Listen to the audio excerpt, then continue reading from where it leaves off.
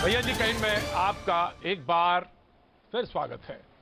बातचीत के सिलसिले को शुरू करने के लिए एक बार फिर से मैं हाजिर हूं आपके बीच में। एक ऑब्जर्वेशन जो सुप्रीम कोर्ट ने आज कहा, वहां से अपनी बात शुरू करते हैं। स्थिति का अंदाजा आप खुद लगा लिए। हालांकि आप भुक्तभोगी हैं, हम भुक्तभोगी हैं, इसलिए हम समझते हैं कि जो कुछ हो रहा है वो सब नजर आ रहा है। लोग ऑक्सीजन के बगैर मर रहे हैं, हमसे फोन पर मदद मांग रहे हैं और हम सुप्रीम कोर्ट के जज होकर भी अपने को असहाय महसूस कर रहे हैं। ये तीन वाक्य अपने आप में बहुत काफी हैं सब कुछ बता देने के लिए। ये नेशनल इमरजेंसी है और इसमें कहीं कोई हिचक नहीं है इसको कह देने में कि स्थितियां किस तरह की हैं। सबको मालूम है, सबको पता है। इसके बीच में के विजय राघवन केंद्र के जो प्रिंसिपल साइंटिफिक एडवाइजर हैं, उनका एक बात आती है, उनका एक बाइट आती है सामने। वो कहते हैं जिस तेजी से वायरस फैल रहा है उससे तीसरी लहर आना निश्चित है, लेकिन ये साफ नहीं है कि तीसरी लहर कब आएगी, कितनी गंभीर होगी। हमें नई लहर के लिए तैयारी करनी है। हम दूसरी से निपट नहीं पा रहे हैं, तीसरी की तैयारी करनी है हमें। ये पूरा कुछ साफ करने के लिए बहुत कुछ काफी है कि किस तरह की स्थितियां हैं। सुप्रीम कोर्ट ने आज कुछ सेंटर को कहा है, ऑक्सीजन को लेकर कहा गया है किस तरह की आवश्यकताएं दिल्ली में है, और कमोवेश ये भी मांगा है कि पूरे देश में आप बताइए कि क्या प्लान है ऑक्सीजन की सप्लाई को लेकर, उसके वितरण को लेकर किस तरह की व्यवस्था है। पूरे देश में ये स्थिति है। हमारे जो मेहमान हैं हम उनसे एक बार आपका तारुफ करा दें। हमारे साथ आलोक शर्मा जी जुड़ रहे हैं जो कि कांग्रेस का पक्ष रखेंगे। हमारे साथ राजीव जेटली जी हैं जो बीजेपी का पक्ष रखने के लिए हैं। हमारे साथ डॉक्टर स्वाति महेश्वरी जुड़ रही हैं जो कि इंटरनल मेडिसिन में है। बहुत बहुत शुक्रिया, थैंक यू सो मच। और बातचीत के सिलसिले को हम शुरू करेंगे और डॉक्टर रविंद्र मेहता जो कि बैंगलोर से जुड़ रहे हैं हमारे साथ, उनका भी बहुत बहुत स्वागत है। डॉक्टर रविंद्र मेहता, मैं एक सवाल आपसे कर लेता हूं सबसे पहले, और वो ये क्योंकि आपको जाना है। मुझे मालूम है इस समय सबसे ज़्यादा अगर कोई जिसको कह सकते हैं कि जिसके सबसे ज़्यादा ज़रूरत है इस वक्त मुल्क में, हालांकि सबकी अपने अपने कंट्रीब्यूशन है, लेकिन सबसे ज़्यादा तो डॉक्टर्स हैं। तो मुझे मालूम बड़े कीमती समय है आपका। तीसरी लहर की बात हो रही है, दूसरी लहर की स्थिति सबको पता है क्या है, कैसे निपटेंगे, और तीसरी लहर के क्या क्या डर है। दूसरी लहर तो अभी हमें समझ में नहीं आ रही है कि जितने की वेरिएंट्स बताए जा रहे हैं, एक आंध्रा वेरिएंट और आ गया है जिसके बारे में कहा जा रहा है कि बहुत भयानक है, डरावना है। एक डबल म्यूटेंट है, एक यूके म्यूटेंट है, और तीसरी लहर की बात है। कैसे क्या इंतज़ाम, कैसे निपटे, इंतज़ाम वाला पोर्शन तो देख लेंगे, लेकिन इन वेरिएंट्स और खासतौर से तीसरी लहर की बात।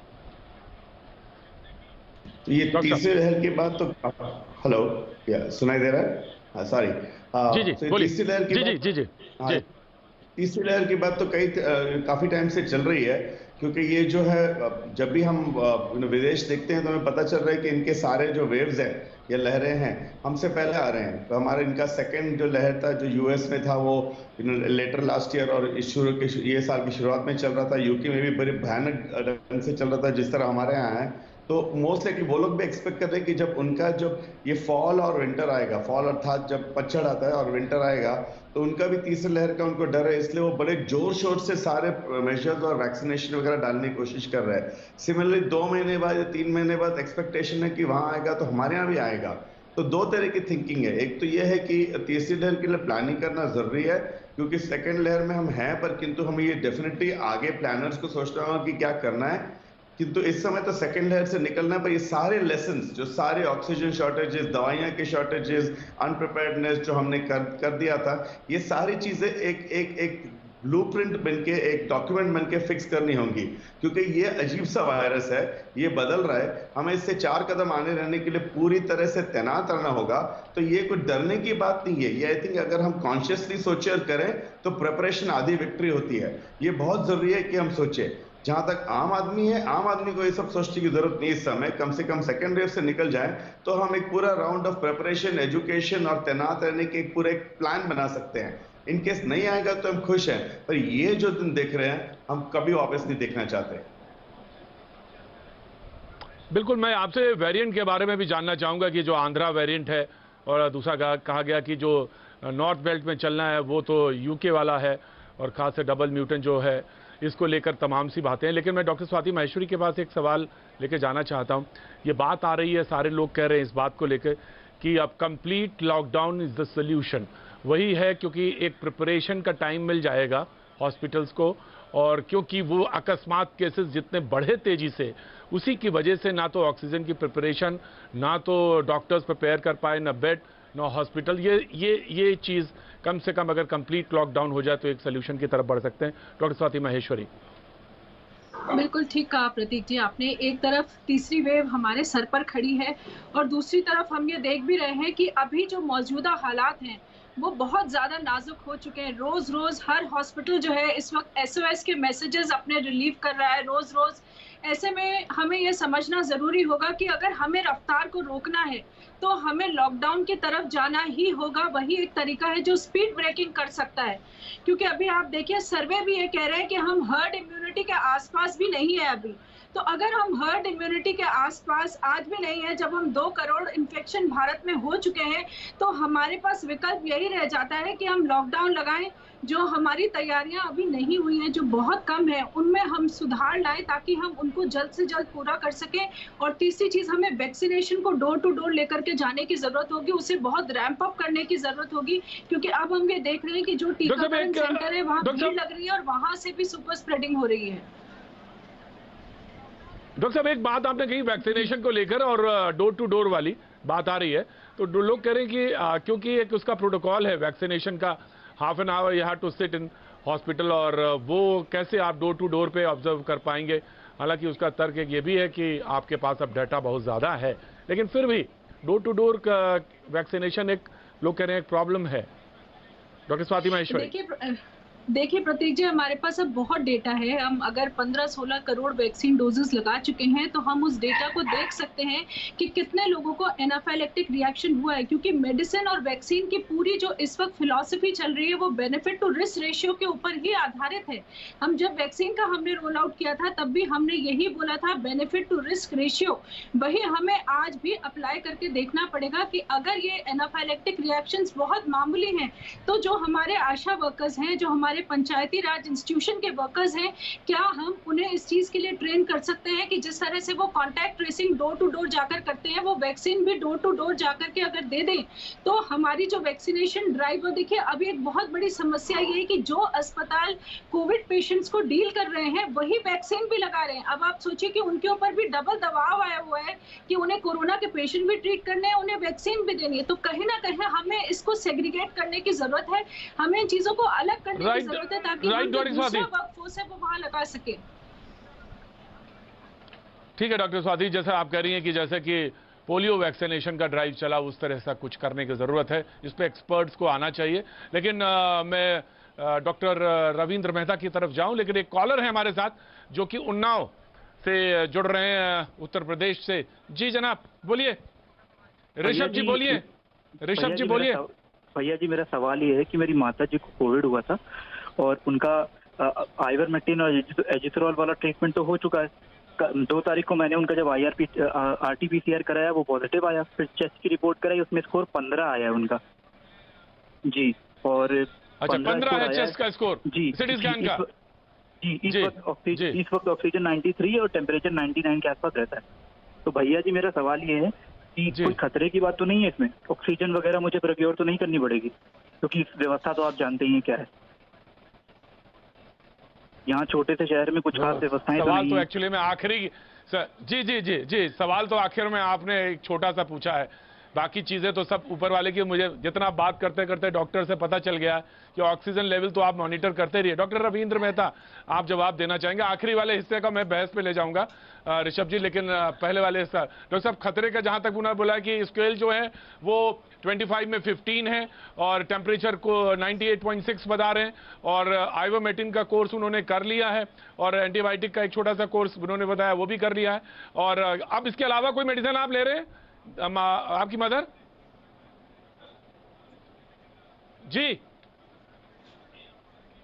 जी डॉक्टर साहब, खतरे की तो कोई बात नहीं है और उन्होंने पूछा है। हाँ तो ऋषभ जी, बेसिकली ये सारा जो खतरा है 14 से 15 का, तो अगर इट ऑल डिपेंड्स कि आपके कितने दिन हो गए हैं। अगर 12-14 दिन हो गए तो खतरे की कोई बात नहीं है, ये जो बीमारी हुई थी हुई है, किंतु अभी तक ये आपको पता नहीं चला आपके कॉल से कितने दिन हुए। अगर 7-8 दिन हुए हैं, क्योंकि आमतौर पे आइवरमेक्टिन का कोर्स 3 या 5 दिन में खत्म हो जाता है और एंटीबायोटिक का भी, तो मैं ये अज्यूम कर रहा हूँ कि आपके डॉक्टर साहब 7 दिन उनका हुए हैं, तो मैसेज, अगले डॉक्टर साहब उनका मैसेज है, उन्होंने कहा कि अभी शुरुआती 3 दिन हुए हैं और उनको आज से स्टेरॉइड भी दी गई है 16 mg। ऋषभ जी, राइट डॉक्टर साहब उनका मैसेज है। थैंक यू ऋषभ जी के। हाँ, तो बेसिकली आपके जवाब जितने इंफॉर्मेशन में आपको जो हम एडवाइस दे सकते हैं वो ये है कि इस समय खतरा है, किंतु स्टीरॉयड तभी दिया जाता है जब ऑक्सीजन गिरता है। याद रखिए, अगर आपने जल्दी में स्टीरॉयड ले लिया 7 दिन से पहले, तो स्टीरॉयड हानिकारक भी हो सकता है। तो 7 दिन से पहले जब तक ऑक्सीजन नहीं गिरता या बुखार तेजी से नहीं आ रहा है, तब तक स्टीरॉयड गोली लेना बनता नहीं है। और जहां तक खतरे का सवाल है, हाँ 14 दिन तक है। अगर 3-4 दिन हुए हैं तो थोड़ा आपको जांच करनी पड़ेगी, जैसे प्रतीक जी बोल रहे थे ऑक्सीजन बुखार वगैरह की। हाँ, और मैं कोई नहीं कह सकता कि ऑक्सीजन की जरूरत नहीं पड़ सकती, वो थोड़ा सा प्लानिंग करना ही होगा। और हिम्मत करते हैं कि प्रतीक जी ये सब डिस्कशन से हम कि सिस्टम इनका ध्यान रख सकता है, नहीं तो हर एक आदमी टीवी पे फोन करके पूछेगा कि अपने खुद का ऑक्सीजन मैं प्राप्ति कर सकता हूँ, जब हम पैदा ऐसे दुनिया में हुए थे जो ऑक्सीजन हमारा एक बर्थ राइट है। ऑफ कोर्स डॉक्टर साहब उनका ये कहना था कि स्टेरॉइड वो उन्होंने ले लिए, तो ये एक बड़ा एक सवाल लगातार बनता है कि स्टेरॉइड कब लेना चाहिए, किस समय पे लेना चाहिए, वो क्लियर करना चाहिए, क्योंकि छोटे शहर में रहते हैं। और उन्होंने लिखा मेरी मदर ने आज 16 mg स्टेरॉइड ले लिया, तो व्हेन टू स्टार्ट, क्योंकि ये एग्जैगरेट भी कर सकता है, जैसा आपने कहा कि शुरुआत में ले लिया गया। तो डॉक्टर साहब प्लीज क्लियर करिए इसको। डॉक्टर रविंद्र। हाँ जरूर प्रतीक जी, ये बहुत ही इंपॉर्टेंट सवाल है, क्योंकि ये जो स्टीरॉइड्स है पानी की तरह यूज किए गए हैं। नो डाउट ये स्टीरॉइड्स एक बहुत ही जरूरी और एक जादुई हथौड़ा की तरह आए थे जब आए थे, पर किंतु किस समय पर यूज करना ये बहुत जरूरी है जानना। इस समय अगर 6 से 7 दिन के बाद अगर व्यक्ति के कोविड बढ़ रहा है, ऑक्सीजन सैचुरेशन 94 के नीचे आ रहा है, इसको हम मॉडरेट कोविड बोलते हैं, उसी समय स्टीरॉइड्स दिए जाते हैं। वो भी डोजेस बिल्कुल सही होने चाहिए। अगर आप और आगे जानना चाहते हो तो ये डेक्सामेथासोन गोली जो है 6 से 8 मिलीग्राम दी जाती हैं, और उसके 2 बराबर के हैं अगर इनके शॉर्टेज हो, जो उसके इक्वल डोज में दिए जाते हैं। किंतु जल्दी देना, ज्यादा डोज देना या कम डोज देने में कुछ बनता नहीं है। जल्दी देना में खासकर एक सिग्नल है, अगर 3-4 दिन बीमारी के शुरू कर दिए तो हो सकता है हानिकारक भी हो। याद रखिए, हम बीमारी के ऑनसेट की बात कर रहे हैं, टेस्ट नहीं। टेस्ट आपका आज पॉजिटिव होगा, किंतु अगर बीमारी 3 दिन पहले है तो वहां से गिनती शुरू करनी होगी। So to repeat and make it simple, ये जो है स्टीरॉइड बीमारी के 7 दिन के बाद ही दी जाते हैं, 7 के 6 हो सकता है, तभी दी जाती है जब ऑक्सीजन गिर रहा है 94 के नीचे, या तो कई लोग बहुत ही बढ़ते हुए बुखार के लिए देते हैं। इसके आगे स्टीरॉइड जल्दी देना बिल्कुल इस समय एडवाइजेबल नहीं है। डॉक्टर स्वाति, एक सवाल बहुत इम्पॉर्टेंट है और इस समय काफ़ी ज़्यादा लोगों के बीच में कंफ्यूजन भी हो रहा है, और वो ये है कि खास तौर से सिटी स्कैन को लेकर कि सिटी स्कैन करा लेते हैं। इन्होंने कराया है सिटी स्कैन, हालांकि इनके पास RT-PCR की टेस्ट भी थी और टेलीमेडिसिन हो रही है। अब टेलीमेडिसिन के ज़रिए वो RT-PCR का रिजल्ट आता नहीं है, तो ऐसी स्थिति में वो RT-PCR की जगह वो फिर चला जाता है सिटी स्कैन कराने के लिए। वहाँ पे डॉक्टर्स एडवाइस कर देते हैं कि ठीक है आप ये मेडिसिन ले लीजिए, ये मेडिसिन ले लीजिए। एक तरफ ये कहा जा रहा है सिटी स्कैन मत कराइए अभी जब तक ज़रूरत ना हो, क्योंकि एक्सपोजर ज़्यादा होगा, एक्सपोजर से उसके अपने खतरे हैं। आपको कैंसर तक बता दिया गया कि अगर आपको 400 पता चला 400 एक्सरे के बराबर एक्सपोजर है उस पर, तो ऐसी स्थिति में मरीज करे क्या? हॉस्पिटल जा नहीं सकता, टेलीमेडिसिन के जरिए वो दवाइयां ले रहा है, ऑक्सीजन है नहीं, बेड अवेलेबल नहीं है, मौत सामने खड़ी हुई नजर आती है। ऐसी स्थिति में क्या करें? शासन प्रशासन का हाल सबको पता है।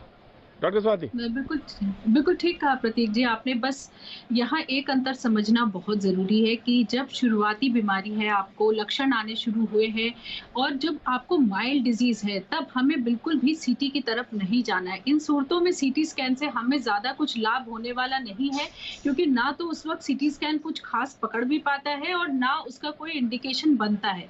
लेकिन अगर किसी को लगातार बुखार हो रहा है, उसकी खांसी लगातार बिगड़ रही है, उसका ऑक्सीजन सैचुरेशन ऑक्सीजनेशन कम हो रहा है या हमें लग रहा है कि व्यक्ति गफलत की स्थिति में जा रहा है, ये सभी ऐसे इंडिकेशंस हैं जब हमें सीटी स्कैन कराना ही पड़ता है।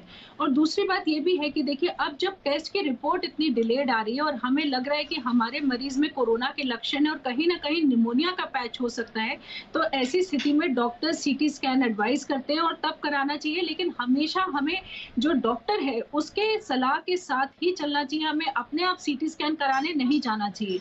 दूसरी चीज है कि हम रिस्क स्ट्रैटिफिकेशन में भी सीटी स्कैन का इस्तेमाल करते हैं। अगर मुझे लग रहा है कि मेरे मरीज को निमोनिया है तो मैं ये भी देखना चाहूंगी कि उसका निमोनिया किस ग्रेड का है, क्या उसे माइल्ड है, सिवियर है, मॉडरेट है।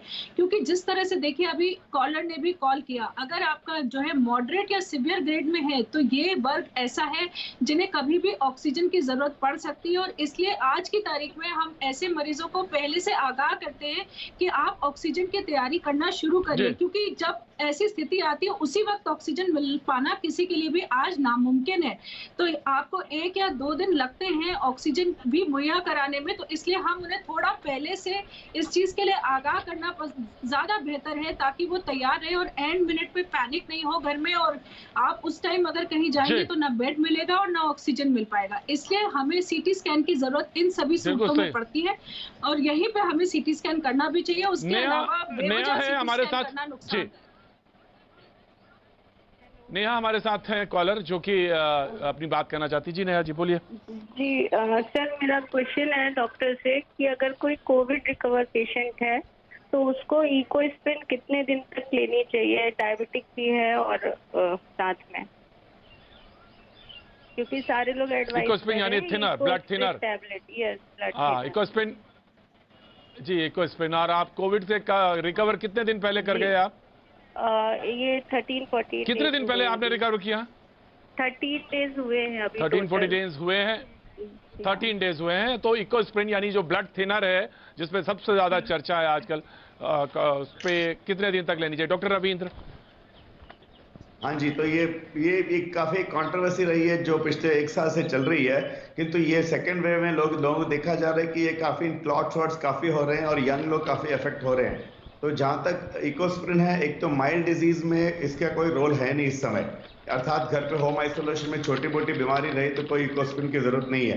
किंतु अगर मॉडरेट टू सीवियर डिजीज अर्थात ऑक्सीजन गिरा था, हॉस्पिटल में होना चाहिए था, नहीं हुए तो घर पे मैनेज किया है, ऐसे में ये होता है कि ये जो क्लॉटिंग की बीमारी है थोड़ी लंबी चल सकती है, तो 2 से 4 हफ्ते का रिकमेंडेशन दिया जाता है। किंतु याद रखिए हर एक दवाई के साइड इफेक्ट होते हैं। इससे एसिडिटी हो सकती है, इससे लोग इंटरेक्शंस हो सकते हैं, कभी कभी ब्लीडिंग के चांसेस है। तो हमेशा ये डॉक्टर के सुपरविजन के साथ लिए जाते हैं।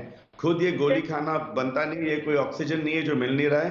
कोई भी आपकी सिचुएशन के हिसाब से बहुत डॉक्टर्स और बहुत हेल्पलाइंस अवेलेबल हैं जो मदद कर सकते हैं। तो आमतौर पे ये गाइडलाइन है, किंतु स्पेसिफिक तौर पे अपने डॉक्टर से पूछ के ही इसको लॉन्ग टर्म लीजिएगा। डॉक्टर साहब लास्ट सवाल एक जरूर पूछना पे जाऊंगा आपसे जानना, क्योंकि आप हमारे साथ कुछ ही देर के लिए जुड़ रहे थे। ये जो वेरिएंट जिस पर बात हो रही है बार बार, आंध्रा वेरिएंट बात हो रही है और डबल म्यूटेंट की बात हो रही है और खासतौर से कहा गया यूके म्यूटेंट की, ये कितना खासतौर से आंध्रा म्यूटेंट को लेकर तो काफ़ी ज़्यादा चर्चा है कि बहुत खतरनाक है, 15 गुना ज़्यादा घातक है, किसी ने कहा कि वो 100 गुना घातक है। इसको लेकर क्या है? खासतौर से साउथ में तो इसका लेकर ज़्यादा लोगों के अंदर दहशत है, डर है। डॉक्टर रविंद्र मेहता। हाँ, सो ये म्यूटेंट जो है, आई थिंक हमारे ये 2021 जो पूरा है इस बिल्कुल म्यूटेंट का एक साल है, ईयर ऑफ द म्यूटेंट है ये, क्योंकि ये जो सारा जो फैल रहा है, हमने यूके से सीखा जो उनका जो 167 म्यूटेंट था उनके कारण ही इतना जो स्प्रेड हुआ था और उनके काफी जो मोर्टेलिटीज हुए थे। किंतु यूके म्यूटेंट से हमने ये भी सीखा कि इन्फेक्शियस है, किंतु पर ज्यादा हानिकारक नहीं, पर इन्फेक्शियस बहुत है। हमारे यहाँ जो है कई तरह के म्यूटेंट निकल रहे हैं और इन्फॉर्मेशन इनकम्प्लीट है इस समय। वो जो इंसागॉग है जो 9-10 लेबोरेटरीज टेस्ट कर रहे हैं, इन्होंने 3-4 अजीब से खतरनाक साउंडिंग म्यूटेंट्स की खबर दी है। ग्राउंड लेवल पे हमें डेफिनेटली लग रहा है कि हमारे पास बहुत ही एक इन्फेक्शियस म्यूटेंट है, किंतु ये बीमारी का क्या रूप बदल रहा है, बीमारी को चेंज कर रहा है, इसको जल्दी ये खतरनाक कर रहा है, ये हमें किसी को नहीं पता। आंध्रा से खबर आ रही है कि लोग जल्दी अफेक्ट हो रहे हैं, बहुत जल्दी नीचे जा रहे हैं। हम लोग भी देख रहे हैं कि कोर्स काफी अग्रेसिव है, किंतु क्योंकि हमारे पेशेंट लेट आ रहे हैं, टेस्ट लेट हो रहे हैं, प्रेजेंट नहीं कर रहे हैं, हम ये नहीं बता पा रहे कि म्यूटेंट हानिकारक है। हम इतना बोल सकते हैं ये म्यूटेंट बिल्कुल वाइल्ड फायर की तरह फैल रहा है, और इस समय आई थिंक वक्त ही बताएगा कि खास ये म्यूटेंट हानिकारक है कि नहीं। ऑफ कोर्स डॉक्टर साहब, तमाम जानकारी के लिए बेहद बेहद शुक्रिया। आप बने रहे हमारे साथ, और कोई सवाल प्रश्न आएगा तो जरूर पूछेंगे, लेकिन डॉक्टर स्वाति के पास एक सवाल रख देना चाहता हूं, क्योंकि मैं भूल जाऊं इसके जरिए, क्योंकि तमाम सारे प्रश्न होंगे। उसमें ये कि लोगों को, जैसा आपने कहा कि टेली मेडिसिन हो रही है, क्या इस समय एक सुझाव नहीं होना चाहिए कि कोई डॉक्टर्स का ऐसा भी पैनल हो, सरकार की तरफ से नियुक्त हो ऐसा पैनल, राज्य की तरफ से या केंद्र सरकार की तरफ से? क्योंकि पार्टी की तरफ से तो सुना था कि डॉक्टर्स बैठ रहे हैं और वो जवाब दे रहे हैं, लेकिन हम जानना चाहेंगे कि इस तरह से कुछ हो तो दे सके, क्योंकि जहां तक स्टेरॉइड की बात है और ब्लड कॉगुलेंट का सवाल है, बगैर डॉक्टर्स की एडवाइस के नहीं खाना चाहिए, बिल्कुल नहीं खाना चाहिए। जैसा कि अभी एक्वास्प्रिन को लेकर भी बात हो रही थी, स्टेरॉइड को लेकर। तो ये तमाम तरह के लोग आने वाले समय में एक बहुत बड़े बीमारी की तरफ न ढकेल दिए जाएं। कहीं ऐसा ना हो कि पता चला हम इससे तो ठीक हो गए, उसके बाद पता चला कि डायबिटीज और इन तमाम तरह की बीमारियों के घेरे में आ गए। तो जरूर एडवाइस के साथ मेडिसिन खानी है, घर पे नुस्खों के लेके नहीं खाना है। तो मैं आपसे जरूर ये सवाल रखूंगा, लेकिन हम आगे बढ़ते हैं। और जो हमारे मेहमान हैं, आम आदमी पार्टी के संजीव भी मौजूद हैं, उनका भी शुक्रिया बहुत बहुत। कांग्रेस के भी प्रवक्ता मौजूद हैं, और राजीव जेटली जी बीजेपी के। टिप्पणी सुप्रीम कोर्ट की थी, और सुप्रीम कोर्ट के जज ने कहा कि हम असहाय हैं, हम मदद नहीं कर पा रहे हैं, लोग हमें फोन कर रहे हैं। इससे ज्यादा और क्या कहा जाएगा? राजीव जेटली सुप्रीम कोर्ट का जज कहे जब ये बात, तो हम सब लोग कितने अक्षम नजर आएंगे इसका अंदाजा सिर्फ लगाया जा सकता है। और कमोबेश दिल्ली नहीं, पूरे देश की यह स्थिति है। जेटली साहब, राजीव जेटली। प्रतीक जी, हाँ बिल्कुल प्रतीक जी, बहुत ईमानदारी से मैं भी सुन रहा था। इस बात को बहुत ईमानदारी से रखना पड़ेगा कि चुनौतियां तो हैं, चुनौतियों से मुंह नहीं मोड़ा जा सकता। जो मौजूदा परिस्थितियां हैं, बावजूद उसके कि सभी रिसोर्सेज अगर अवेलेबल करवा भी दिए जाए, तो भी मैं डॉक्टर्स की बात जो सुन रहा हूँ, अभी तक जो एक्सपर्ट ने बात करी, डॉक्टर स्वाति ने बात करी, दूसरे डॉक्टर्स ने बात करी, वो बार बार एक ही बात कह रहे हैं कि ये एक्सपेक्टेड नहीं था। और दूसरी बात साथ में और बोली जा रही है कि जो दवाइयां हमें देनी है वो डॉक्टर के ऑब्जर्वेशन में देनी है, उसके पीछे की जो वजह बताई जा रही है। राजीव जी माफ करिएगा, राजीव जी क्या बात कर रहे हैं आप कोना ढूंढ रहे हैं इसमें कि ये एक्सपेक्टेड नहीं था? एक्सपर्ट्स की तमाम सारी रिपोर्ट्स थी। दूसरी बात, अगर आप सबक यूके से नहीं ले पाए थे, यूएसए से नहीं सबक ले पाए, तो ये कहिए कि हमसे मूल्यांकन में गलती हुई है। जनता बहुत समझदार है, समझेगी। आप ये कहें कि अनएक्सपेक्टेड था, समझ में नहीं आता, नहीं समझ में आता। राजीव जी बात, सेंटेंस पूरा करिए। प्रतीक जी, मैं एक बात बोलना चाहता हूं कि वर्ल्ड हेल्थ ऑर्गेनाइजेशन या दुनिया के सभी एक्सपर्ट ने, हाँ, मेरी आवाज जा रही है आप तक कि नहीं जा पा रही है? जी, पूरे देश के सामने जा रही है आपकी आवाज, बोलिए। बिल्कुल, मैं आपसे एक बात बोलना चाहता हूं। पूरी दुनिया के एक्सपर्ट और वर्ल्ड हेल्थ ऑर्गेनाइजेशन WHO ने जो कोरोना से लड़ाई लड़ने का तरीका बताया, वो एक ही बताया, और वो बताया वैक्सीनेशन। दूसरा कोई तरीका नहीं है कोरोना से लड़ाई लड़ने का। दूसरा केवल एक ट्रीटमेंट है, जब आपको कोरोना हो जाता है तो उस टाइम पे आपको लेना है। वैक्सीनेशन की जो ड्राइव हमने चलाई, वो दुनिया में सबसे तेज भारत ने चलाई। लगभग 16 करोड़ वैक्सीनेशन हमने की। आपके चैनल्स को आप उठा करके देखिए, लगभग 12-14 तारीख से पहले की डिबेट्स को देखिए, किसी भी पार्टी का प्रवक्ता हो या कोई भी चैनल हो, उसने कोरोना शब्द यूज नहीं करा था, क्योंकि वो एक्सपेक्टेड तो था कि आएगा, लेकिन उस तरीके से म्यूटेट करेगा, इस तरीके से उस वायरस का नेचर होगा जो इतना बड़ा डैमेज करेगा, ये कल्पना किसी ने नहीं करती। मैं ये बात आपसे भी थोड़ी देर पहले कह रहा था कि जितने एक्सपर्ट बोल रहे हैं वो यही कह रहे हैं कि वायरस का नेचर बदल रहा था, तो ये एक्सपेक्टेड नहीं था। अब मैं दूसरी बात आपको बोलता हूं। राजीव जी बिल्कुल सही बात, राजीव जी बिल्कुल सही बात आपने कही, राजीव जी बिल्कुल सही बात कही। इसमें 100% नहीं, 1000% बात सही कही। इससे मर जाते तो कोई दुख नहीं होता। मालूम है कैसे मर गए? मर गए इसलिए कि ऑक्सीजन नहीं मिला, मर इसलिए गए। रेमडेसिविर 60,000 रुपए का हो गया, मर इसलिए नहीं गए, मर इसलिए गए कि व्यवस्था ने के सामने दम तोड़ दिया। और लड़ाई क्या चलती रही कि 700 मेट्रिक टन चाहिए या 1000 मेट्रिक टन चाहिए। मर इसलिए गए कि अस्पताल में बेड थे ही नहीं, और बेड थे तो ऑक्सीजन नहीं थी, मर इसलिए गए। आपको वायरस से डर नहीं था। अरे वायरस से तो बच ही जाते, मर जाते तो मर जाते वायरस में। अमेरिका में मर गए, इतनी बड़ी हेल्थ सिस्टम थी, वहां मर गए, मर जाते, कोई दुख नहीं होता हमें।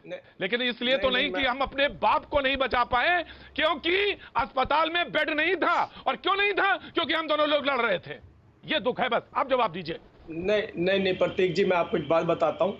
लगभग 4 लाख कोविड के बेड बनाए गए थे। जितने बेड हमारे पास मौजूदा थे, जो हमारी व्यवस्था थी, उसके अलावा 4 लाख बेड बनाए गए थे। चलिए आज लिस्ट भेजता हूँ, राजीव जी लिस्ट भेजता हूँ, लोगों को एडमिट करवाइए।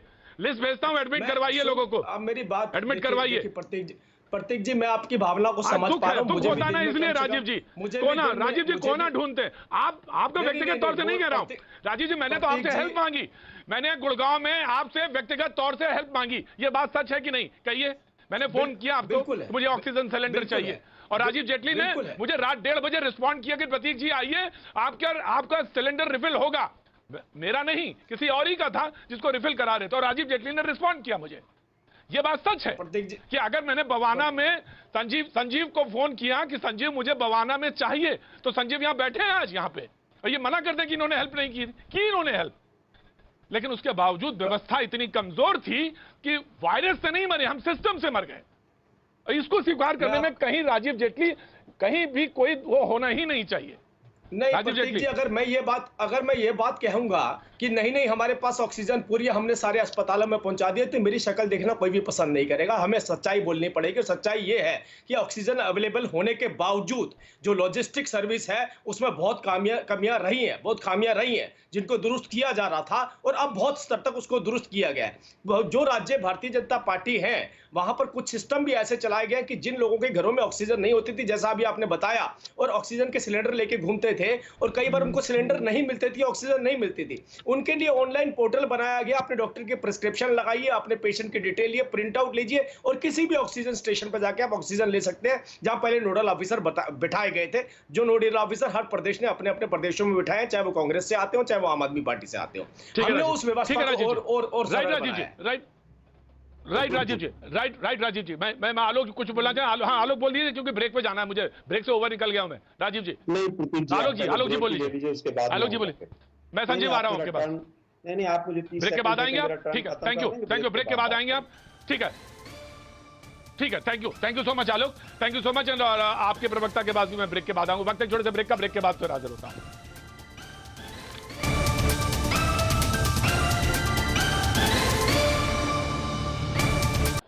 फ्रीज हो रहा है। मैं आम आदमी पार्टी की तरफ रुख कर लेता हूं और उनकी तरफ मुखातिब होता हूं। आज जो टिप्पणी है, राजीव जेटली बोल रहे थे और उन्होंने बहुत साफ गोई से बात ये कही है, लेकिन मैं चाह रहा था कि जिस तरह से सुप्रीम कोर्ट ने आज बात कही असहाय होकर, और मैं चाहता हूं आज आपने उस दिन एक बात कही थी कि हम 1000 बेड के लिए तैयार हैं और ऑक्सीजन ये मुहैया करा दें सेंटर वाले, और आज सुप्रीम कोर्ट में कमोबेश वही बात है। इतने दिन गुजर जाने के बाद भी स्थितियां वहीं की वहीं पे हैं, वहीं के वहीं पर हैं।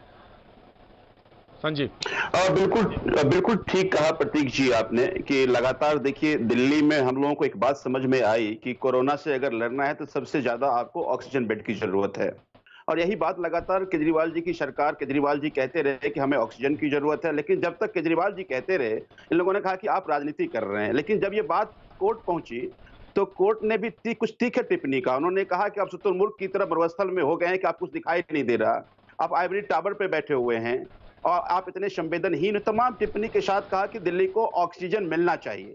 अब मुझे लगता है कि, और मैं माननीय अदालत का आभार भी व्यक्त करता हूं कि उनकी टिप्पणी से कुछ ऑक्सीजन की सप्लाई बढ़ी है, लेकिन चिंता यह है कि अगर ये जो सप्लाई है, ये सप्लाई आनंद फार्म में इकट्ठा किया गया है, जो एलोकेट हमें जहां से किया गया था वो एलोकेशन हमें नहीं मिल रहा है।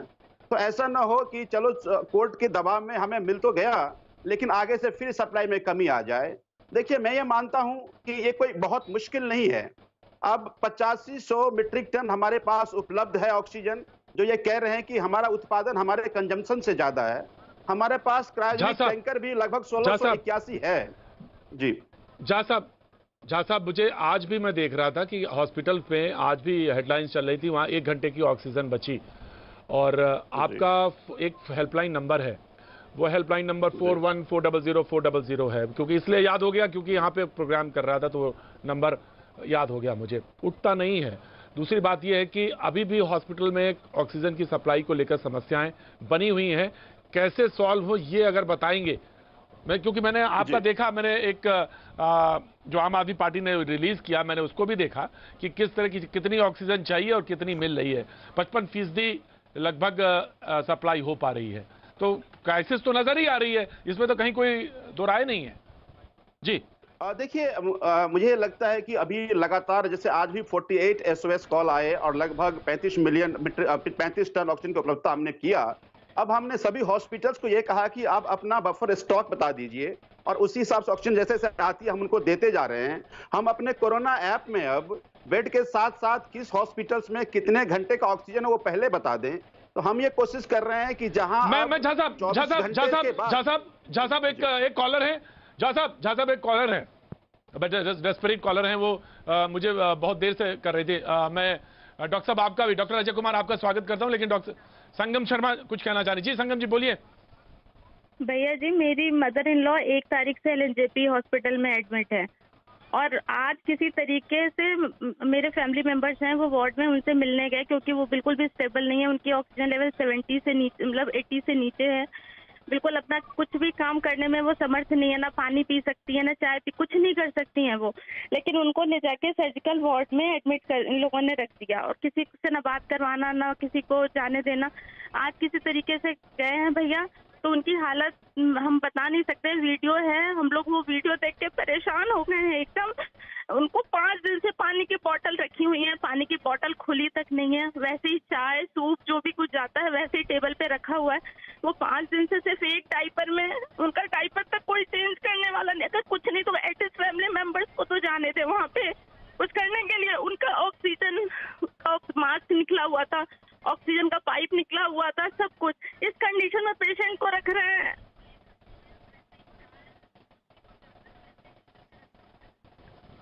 जी ये जानबूझ के लोग मार रहे हैं हॉस्पिटल में ऑक्सीजन निकाल के। ये लोग नहीं बहन नहीं संगम जी इस तरह के कोई डॉक्टर नहीं करना चाहेगा। कुछ प्रोटोकॉल्स हैं, मुझे मालूम है, क्योंकि मैं खुद कोविड पेशेंट रहा हूं, तो मुझे मालूम है कि क्या प्रोटोकॉल्स हैं। बहुत स्ट्रिक्ट प्रोटोकॉल्स हैं, उसको अपनाना पड़ता है। लेकिन पानी, हाँ ऑफकोर्स पानी ना मिलना, डायपर तक ना चेंज हुआ हो, और ये चीजें ऐसी जरूर हैं। मैं डॉक्टर अजय कुमार हमारे साथ जुड़े हैं। मैं आ रहा हूं, आलोक में आ रहा हूं, तो आपका वीडियो फ्रीज हो गया था। मैं आ रहा हूं, मैं आपके पास आ रहा हूं डॉक्टर अजय कुमार। ये जो एक है प्रोटोकॉल, स्ट्रिक्ट प्रोटोकॉल होना चाहिए, मुझे मालूम है। स्ट्रिक्ट से मेरा मतलब है फॉलो होना चाहिए, लेकिन ये कंडीशन है जब मरीज को पास कोई चीज नहीं मौजूद हो, पानी भी ना पी पाए, तो ये स्थितियां तो बहुत खराब हैं। LNJP हॉस्पिटल का जिक्र कर रही थी डॉक्टर अजय कुमार जी। ये बात बिल्कुल सही है कि हम बहुत ही असाधारण और बहुत ही ऐसी परिस्थिति से निकल रहे हैं, ऐसे क्राइसिस से निकल रहे हैं। हम 4 चीज़ें देख लें कि हमारे पास किस चीज़ की आवश्यकता है। ICU bed, non ICU oxygen bed. दूसरा, दोनों में जो कॉमन चीज़ है वो ऑक्सीजन। चौथी चीज़ जो है, जो इस टाइम पर मैं पहले भी कई बार डिफरेंट चैनल्स पर ये बात बोल चुका हूँ और बहुत से डॉक्टर बोल चुके हैं, बहुत से लोग बोल चुके हैं कि चौथी जो सबसे ज़रूरी चीज़ है और अगले 2 महीने 3 महीने भी हमें पता नहीं कि कब तक फेस करनी है, वो है मैन पावर। वो चाहे सिर्फ मैन पावर की जब हम बात करते हैं, सिर्फ डॉक्टर्स की बात नहीं है, उसमें नर्सेस, वार्ड बॉयज़ और सारे हेल्पर्स और हर कोऑर्डिनेटर जो बैठकर सारे रिकॉर्ड्स को मेंशन करते हैं, lab staff and everybody and technicians. इन सब चीज़ों में आप प्लीज़ रियलाइज़ करें कि 1 साल में बहुत फैटीग हो चुकी है। अच्छी बात कि मैं बात पूरी कर लूँ कि एक बात इसमें बहुत अच्छी पिछले 3 दिन में हुई है कि सेंट्रल गवर्नमेंट ने एटलीस्ट ये बात को डॉक्टर साहब मुझे मालूम है, डॉक्टर अजय कुमार मैं 1 मिनट रोक रहा हूं। मुझे मालूम है कि जो पैरामेडिकल स्टाफ है उसको फैटीग है, मैं 1 मिनट के लिए रुकना चाहता हूं। जी आलोक जी कोई विशेष बात हो गई? नहीं, कोई आलोक विशेष जी। बात नहीं प्रतीक भाई, मुझे लगता है कांग्रेस को अभी भी नहीं बुलाना चाहिए आपको। 2-4 कॉलर्स और 2-4 डॉक्टर्स को और बैठाना चाहिए। कांग्रेस तो जो बात सुप्रीम कोर्ट कह रही है वही 1 साल से कह रही आ रही थी। 45 मिनट हो गए प्रतीक भाई, आलोक जी, मुझे लगता नहीं बुलाना चाहिए आपको। जी जी, आपने तो देश का परिवर्तन कर दिया था आलोक जी। अगर चलिए, कोई बात नहीं, ध्यान अगर से सुन परिवर्तन सके तो नहीं सुन किया, लीजिए, तो अब करवा लीजिए ना। सुन लीजिए, सुन आप लीजिए, भक्ति करके अब करवा सुन लीजिए। लीजिए। आपके पास भी तो अपने शो में आपके पास भी तो सरकार को बचा कांग्रेस सेवा लीजिए दल है, आपके पूरा पास भी तो बचा कांग्रेस लीजिए सेवा दल है, कहाँ लगा हुआ है बताइए मुझे। कांग्रेस सेवा दल है अरे कहाँ भाई, लगा हुआ है मुझे बता दीजिए। आज भी आप सरकार बता को दीजिए बचाना कांग्रेस सेवा दल चाहते हैं कौन सी ना? सेवा में लगा बचा हुआ है। लीजिए आप। क्या क्या बात करते हैं आप, हैं? प्रतीक जी, आप बचा हैं? लीजिए, बात हम सुनने को प्रणाम तैयार करते नहीं हैं है। आपकी पत्रकारिता को। मुल्क को जहां तक पहुंचा दिया आपने, वाह वाह, मुझे प्रणाम ना करिए, हम बिल्कुल अपने को प्रणाम शीशा करते देखिए हैं। और शीशा को देखा करिए। रोज सुबह शाम शीशा देखा करिए। 5 मिनट बैठना मुश्किल है, डॉक्टर बोल रहा है, सुन तो लीजिए। आपका फ्रेम फ्रीज हो गया, इतना उतावलापन है बोलने के लिए। अरे जब मौका आएगा तो लाल किले से बोलिएगा, और 70 साल बोलते रहे लाल किले से, पूरे देश ने सुना। और स्थिति यह है, सुनिएगा आप डॉक्टर साहब, please continue, doctor continue, please continue. तो मैन पावर में जो मैंने बात कर प्लीज रहा कंटिन्यू। हूँ, डॉक्टर्स और नर्सेज के लिए जो इनिशिएट किया गया है कि फाइनल ईयर्स और इंटर्न्स को उसको कोविड के लिए ड्यूटी के लिए उनको स्पेशल प्रोत्साहन दिया गया है और उसके लिए इंसेंटिव्स अनाउंस किए गए हैं। पर उसके बावजूद भी हमें नॉन मेडिकल जो पैरामेडिकल स्टाफ है और उसके लिए वॉलंटियर्स को तैयार करने की ज़रूरत है। और उसके लिए वॉलंटियर्स को और उनको वॉलंटियर्स को ऐसा नहीं कि उनको चैरिटी पर काम करें, उनको भी एक कंपनसेशन कर कर एक नए वर्कर्स को, फ्रेश फोर्स को ट्रेन, और इस काम के लिए ट्रेन करने में कोई ज़्यादा परेशानी नहीं होगी।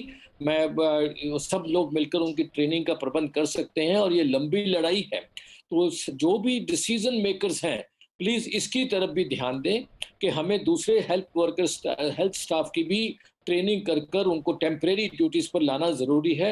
और उसके लिए जिस तरह की भी बहुत इंपॉर्टेंट पॉइंट कर रहे थे आप जी डॉक्टर साहब, आप बहुत इंपॉर्टेंट बात कर रहे थे, क्योंकि पैरामेडिकल स्टाफ और जो स्टाफ है उनको फटीक हुआ है, थक गए हैं, 1 साल से लगातार काम कर रहे हैं और वो जो थकान है वो वार्ड्स में दिखाई पड़ रही है। जो संगम जी कह रही थी वही कहीं ना कहीं रिफ्लेक्शन हो रहा है और वो भी एक बहुत बड़ी समस्या है। तीमारदार कह रहे हैं मरीजों को ठीक से उनकी देखरेख नहीं हो पा रही है, डॉक्टर्स कह रहे हैं कि हम थक गए हैं, हमारे ऊपर भी खतरे हैं और वो खतरे जो हैं रिफ्लेक्ट हो रहे हैं मरीज पर। मैं अब आ गया आलोक जी ना, आलोक जी बोलिए, आप अपनी बात कहिए। देखिए, मुझे दुख हुआ जिस तरह से आपने कांग्रेस के ऊपर रिएक्ट किया और मेरा पूरा हक है कि मैं अपने दुख को जताऊं। अब मुद्दे पर आते हैं। कोई बात नहीं, सभी लोग, सारे लोग गुस्सा ही हो रहे हैं और फुटबॉल बना लीजिए। प्रतीक जी दर्शक सब समझते हैं, कोई बात उसको नहीं कहते हैं। आज हाई कोर्ट, सुप्रीम कोर्ट की टिप्पणियां हैं कि सरकार आंख नहीं मूंद सकती है। सरकार अगर आंख मूंदेगी तो हम अदालत आंख। दूसरी चीज, हेलो आवाज आ रही है मेरी? जी जी आ रही है आलोक जी, आ रही है आवाज, आ रही है आलोक जी, आ रही है आवाज, आ रही है, बोलिए आलोक जी, आ रही है आवाज, आ रही है। बीच में बोल रहा है मुझे नहीं, आलोक जी आवाज आ रही है ना। चलिए वापस आते हैं। अभी बीजेपी के प्रवक्ता महोदय ने कहा कि ये एक्सपेक्टेड नहीं था। मैं उनको बता देना चाहता हूँ, एक ऑर्गेनाइजेशन है गवर्नमेंट ऑफ इंडिया की जो एडवाइस करती है, इंसेकॉब, जिसने जनवरी और फरवरी में पूरी रिकॉर्डिंग करके गवर्नमेंट ऑफ इंडिया को दिया और उसमें 4 फ्रेज हैं उस रिपोर्ट में। पहला है डबल और ट्रिपल म्यूटेंट आएगा, एक्सपोनेंशियल ग्रोथ होगी और वेरी डेंजरस वर्ड है उसमें, मच मोर मोर्टेलिटी होंगी, ये शब्द है उसके अंदर। लेकिन आज दुर्भाग्य है कि सुप्रीम कोर्ट और हाई कोर्ट को भी पूरी तरह से इन्होंने लड़ा दिया है। आज जजेस जो हैं उनको इलाज नहीं मिल रहा, उनकी मृत्यु हो रही है। हम तो छोटी सी एक रिक्वेस्ट करना चाहेंगे कि हमने तो 75 साल में कुछ किया ही नहीं था, जैसा कि प्रतीक भाई ने हमें बताया, अभी पूरा देश देख रहा है। आज एक मोदी जी और अमित शाह जी से एक प्रेस कॉन्फ्रेंस करवानी चाहिए और वो कहें आकर के सब चंगासी और हम विश्व गुरु बन गए हैं, विजय प्राप्त कर ली है हमने। और जिस तरह से बीजेपी की नेशनल एग्जीक्यूटिव में प्रस्ताव पास हुआ था कि हमने विजय प्राप्त कर ली है, एक बार फिर प्रेस के सामने आकर कहें और उन रिपोर्टर्स के सामने नहीं कहें जो पूछें कि मोदी जी आम आप काट के खाते हैं या पिलपिला करके खाते हैं। और मोदी जी कहें कि नमस्ते ट्रंप से लेकर स्टेडियम के उद्घाटन से लेकर आईपीएल से लेकर और कुंभ मेले से लेकर इलेक्शन तक पूरे देश में सब कुछ ठीक हुआ है। और मोदी जी आकर बताएं कि जो मैं कटोरा लेकर तोते और मोर को दाना खिला रहा था और मेरे जो मंत्री लूडो खेल रहे थे और रामायण देख रहे थे, उसी से हम विश्व गुरु बने और उसी से वी शेप का करवाया है। आज पूरे देश को कटोरा लेकर इस सरकार ने, निकम्मी सरकार ने, ऑक्सीजन और इंजेक्शन के लिए खड़ा कर दिया है। लेकिन आज भी मीडिया के साथी कहते हैं कि कांग्रेस का सेवा दल कहां है? जीरो प्लानिंग है। जनवरी में पार्लियामेंट कमेटी थी, उसने आगाह किया, नहीं सुना। 4 फरवरी आईसीएमआर की आप प्रेस कॉन्फ्रेंस देखिए, क्या है उसके अंदर, पूरी तरह से सरकार को कटघरे में खड़ा किया है। लेकिन सेवा दल तो कुछ कर ही नहीं रहा है। एक कमेटी नहीं बना पाई ये सरकार कि टेक्निकल लोगों की, डॉक्टर्स की एक कमेटी बना दे। एक कमेटी नहीं बना पाई ऑक्सीजन डिस्ट्रीब्यूशन के लिए, एक ऑल पार्टी मीटिंग नहीं कर पाई। एक टेक्निकल कमेटी के म्यूटेंट का कैसे वेरिएशन होगा, नहीं कर पाए। पीएम केयर्स फंड का सारा पैसा गबन कर गए, उस पर एक व्हाइट पेपर नहीं ला सकते हैं। पूरा विश्व मदद कर रहा है, लेकिन प्रतीक भाई शायद सेवा दल को नहीं पता होगा कि कहां पर जा रहा है सब कुछ, किस देश, किस राज्य को क्या ऑक्सीमीटर, क्या ऑक्सीजन का सिलेंडर क्या जाएगा, नहीं पता है किसी को। पूरे देश में एक मिनट सर, पूरे देश के अंदर 2% वैक्सीनेशन हुई है और हम विश्व गुरु बन गए हैं क्योंकि सेवा दल काम ही नहीं कर रहा। पीएम केयर्स फंड और सीएसआर का सारा फंड तो सेवा दल खा गया। 300 सीट भी सेवा दल को मिली थी। बिहार, उत्तर प्रदेश, मध्य प्रदेश, एक बात और आलोक जी हमने कही थी, यूपी। एक मिनट आलोक जी सर सुन लीजिए, आलोक जी सेवा दल कर रहे हैं ना, एक बात और हमने कही थी। उसके बाद आप जो मर्जी बोलिएगा, आपको जो बोलना हो बोलिएगा। आप तोते खिलवाइए पीएम से, जो बोलना तो क्या बोलो, एक बार सुन। हाँ बिल्कुल सही कह रहे हैं। हाँ बोलिए। एक बात और कही थी कर रही थी क्या? हाँ। नहीं, ऑक्सीजन का एक्सपोर्ट सेवा दल कर रही थी। रेमडेसिविर इंजेक्शन सेवा दल को बनाना था, वैक्सीन सेवा दल को बनानी थी। पेट्रोल और डीजल पर जो पीएम केयर्स फंड लगा, पूरा सीएसआर फंड गया, वो सेवा दल को लेना था। टेस्टिंग किट के लाइसेंस और वैक्सीन के लाइसेंस कांग्रेस को देने थे या सेवा दल को देने थे? आज पूरा विश्व, जिस तरह से मीडिया में रिपोर्टिंग्स आ रही है, आज भी आप कह रहे हैं कि साहब ये तो सेवा दल को काम करना चाहिए था। 35,000 करोड़ रुपया बजट में रखा था। किसी एंकर की हिम्मत नहीं है कि बीजेपी के प्रवक्ता से पूछ ले कि वैक्सीनेशन का 35,000 करोड़ रुपया कहां है। बिना वैक्सीनेशन के विश्व का सबसे बड़ा वैक्सीन ड्राइव चल रहा है। सुप्रीम कोर्ट पूछ रहा है, जो राहुल गांधी जी ने कुछ दिन पहले पूछा था। Alok ji, now have taken your time. Alok ji अरे कहीं तो शर्म करो भाई। बिल्कुल नहीं। आलोक जी किसी एंकर में दम हो या ना हो, इस देश में बड़ा दम है। आप पूछे ना, मोदी जी हर 5 साल में तय करता है कि अब आलोक जी सुन लीजिए। Now you listen Alok ji, now you listen ना Alok ji now you listen please. Alok ji health minister, prime minister, एक प्रेस कॉन्फ्रेंस करा दीजिए आप लोगों के अंदर हिम्मत है तो। आलोक जी वो लोग नहीं है जो कि उंगली दिखाने से रिया चक्रवर्ती की वहां बताइएगा, जब वहां बताइएगा आलोक जी, जहां चल जाता हूं। सुनिए आप सुनिए आलोक जी, जब सुन लीजिए अब आलोक जी सुन लीजिए। Alok ji now Alok ji please listen, now Alok ji please. Seva Dal audio down. Alok ji audio down please. आराम से सुनिए। आपने सेवा दल कर दिया ना। डॉक्टर कुछ बता रहा था, संगम जो कॉलर थी वो रो रही थी, उनकी mother in law LNJP hospital में थी और उनको ऑक्सीजन नहीं निकली हुई थी और वो वहां भर्ती थी और उनका कहना था कि स्टाफ उनकी केयर नहीं कर रहा था। सबसे पहले जब ब्रेक हुआ तो मैं आया तो आपका ऑडियो फ्रीज था।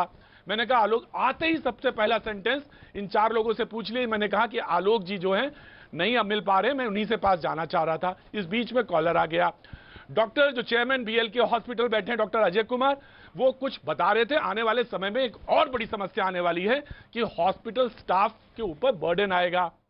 और इस बीच में आप लगातार हाथ उठा के कह रहे थे 45 मिनट। सुन लीजिए आलोक जी, ऑडियो डाउन है आपकी। जो आप सेवा दल कर रहे हैं ना, जो सेवा दल कर रहे हैं ना, एक सवाल और हमने कहा था उसमें, वो कहा था जो उतावलापन हो रहा ना लाल किले से बोलने का, वो भी कहा था मैंने।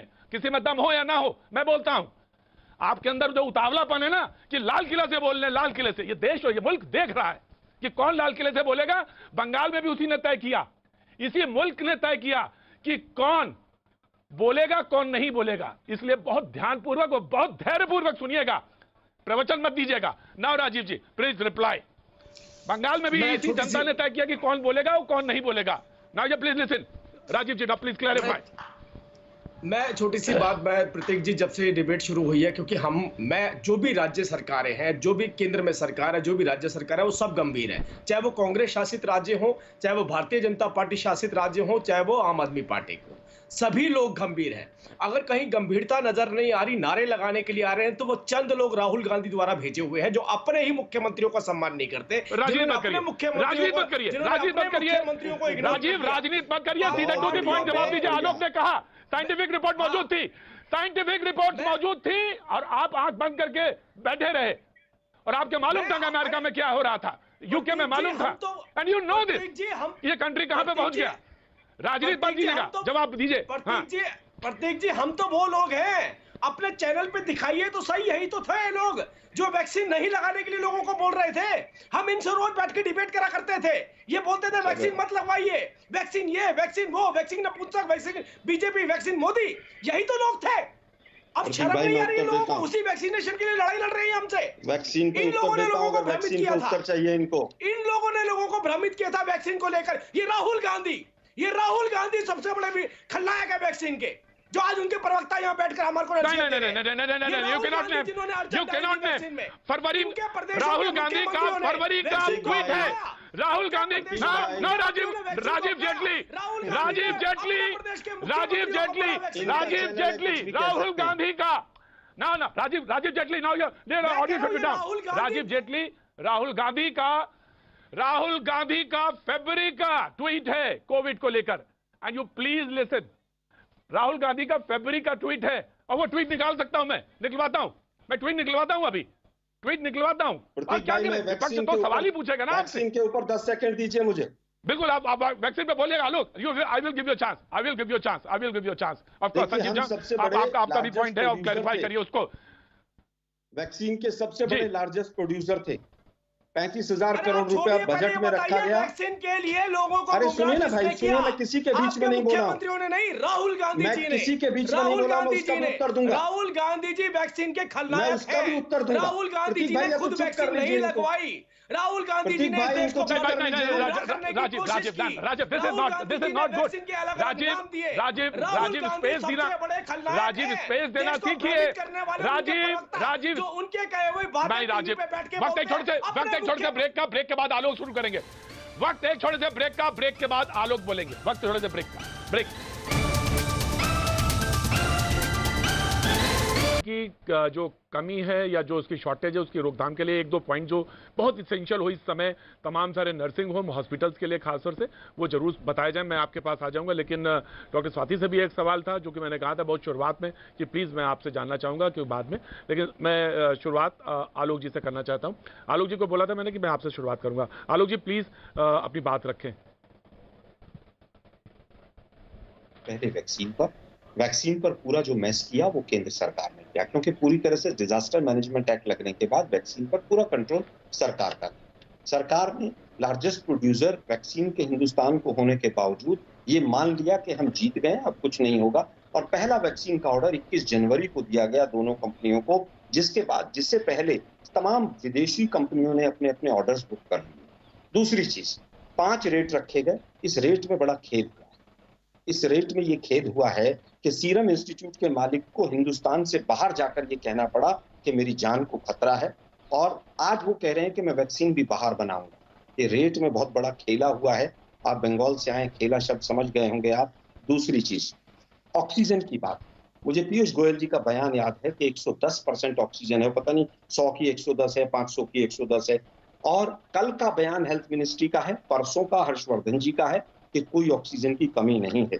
हालत ये है कि जो पहले 162 प्लांट लगने थे, जिनका ऑर्डर 20 अक्टूबर को हुआ था 2020 में, उनमें से मात्र 32 लगे हैं। लेकिन पिछले 6 महीने में आम आदमी पार्टी ने 200 करोड़ रुपए एडवर्टाइजमेंट पे खर्च किया है, और मोदी जी ने पर्सनल एडवर्टाइजमेंट पे इलेक्शन से अलावा 600 करोड़ रुपया खर्च किया है। ये एडवर्टीजमेंट पे खर्च है। एक और घोषणा कर दी गई कि 551 ऑक्सीजन के प्लांट लगेंगे। नाइट्रोजन के जो क्रायोजेनिक इंजन थे, जिनसे ऑक्सीजन ढोनी थी, उनको परमिशन देने में सरकार ने 1 साल लगा दिया। अगर पहले से ही परमिशन दे देते तो इस तरह की दिक्कत नहीं आती। आज हालत यह है कि एक व्हाइट पेपर आए, मोदी जी प्रेस कॉन्फ्रेंस करें, गलती माने कि गलती हुई है हमसे, व्हाइट पेपर लाएं कि कौन कौन सी कमेटीज क्या क्या काम करेंगी, कहां पैसा किस सरकार को जाएगा, जीएसटी का पैसा किन किन राज्यों का रुका हुआ है। अंधेर नगरी और चौपट राजा मत करने दीजिए। आज हालत यह है कि 2 महीने तक सरकार राजीव जेटली और बंगाल में चुनाव लड़ती रही। एक अंतिम बात कहना चाहूंगा प्रतीक भाई, मैं राजीव जी 1 मिनट, राजीव भाई 1 मिनट। राहुल गांधी जी ने प्रेस कॉन्फ्रेंस करके कहा था कि आप लोग विदेशी वैक्सीन को परमिशन दे दीजिए। रविशंकर प्रसाद जी ने अहंकार में आकर कहा कि कांग्रेस सेटिंग करना चाहती है। अब कौन सेटिंग कर रहा है? 3 दिन बाद परमिशन दे दिया आपको। आप एक फेल सरकार हैं, निकम्मी सरकार हैं, और आप लोग केवल रिया चक्रवर्ती पे शो करवाया कीजिए, वो ज्यादा अच्छा रहता है। सुशांत राजपूत पे करवाया कीजिए, वो ज्यादा अच्छा रहता है, क्योंकि सवाल के जवाब नहीं दे पाती बीजेपी। एक सेंट्रल कमांड अथॉरिटी नहीं बना पाई ये सरकार कि किससे जाकर कौन मांगे, क्या मांगे। आज भी हालत ये है, आलोक जी जो दिवंगत हो गए उनका नाम नहीं लिया जाता। अरे साहब, आप 2 महीने शो कर सकते हैं, हम नाम भी नहीं ले सकते दुनिया भर में। नहीं, हम नाम भी नहीं ले सकते। 2 महीने शो चला सकते हैं उसके। छोटे में मैं बताऊंगा, आपको फिर बुरा लग जाएगा, आपको फिर बुरा लग जाएगा, आपको फिर बुरा लगेगा। नहीं, सुशांत राजपूत नहीं, सुशांत राजपूत सुनिए, सुशांत राजपूत सामयिक है इस समय, सुशांत राजपूत सामयिक है इस समय, सुशांत राजपूत सामयिक है इस समय। या मैं ये पूछ लूं आपसे कि राजस्थान में सब कुछ अच्छा है, छत्तीसगढ़ में सब कुछ अच्छा है, छत्तीसगढ़ में सब अच्छा है, जयपुर में सब अच्छा है जी। Rajeev Jaitley now please respond, please respond. छोटे में मेरे को लंबा भाषण नहीं देना, कांग्रेस का सेवक रुकिए, Rajeev Jaitley please stop, Rajeev Jaitley please stop. And Alok Sharma audio down, Alok Sharma audio down. बहुत छोटे में जवाब देता सेवा दल ही नहीं बोला था, कांग्रेस सेवा दल, कांग्रेस ऑडियो नहीं, राजीव जेटली, कांग्रेस सेवा दल ही नहीं बोला था, लाल किले पे बोलने की उतावलापन भी बोला था, जो भी दिख रहा है, और हंसता हुआ चेहरा बहुत अच्छा नहीं लग रहा है, वो भी उतावलापन भी था, ये भी बोला था। तो when you repeat repeat you also, ये भी आप बोला करिए, लाल किले पे बोलने का इतना उतावलापन आ गया है। अब आप audio down, Rajeev Jaitley now respond. देखिए, ये याद रखिएगा, ये राहुल गांधी जी की टीम के लिए राजनीतिक उत्सव हो सकता है, लेकिन गंभीर लोगों के लिए एक चुनौती है, जिस चुनौती से हम लड़ रहे हैं, जिससे हम लड़ते चले जाएंगे। इनको राजनीति करने दीजिए। दूसरी बात, ये जो गंभीरता आप देखिए कहां से आई, यही सारी राज्य सरकारें, चाहे महाराष्ट्र की बात करें, पंजाब की बात करें, छत्तीसगढ़ की बात करें, इन राज्यों ने 10% वैक्सीन खराब करी, क्योंकि टाइम पर नहीं दी लोगों को, और उसको ना टाइम पर देने की वजह से वैक्सीन को स्क्रैप करना पड़ा। तीसरी देखिए इंपॉर्टेंट बात, आज भी 1 करोड़ वैक्सीन राज्यों के पास पड़ी है सरप्लस, जो लगाई नहीं जा रही है। इनसे ये पूछिए, अपनी राज्य सरकारों के अंदर जो सरप्लस वैक्सीन पड़ी है वो क्यों नहीं लगा रहे?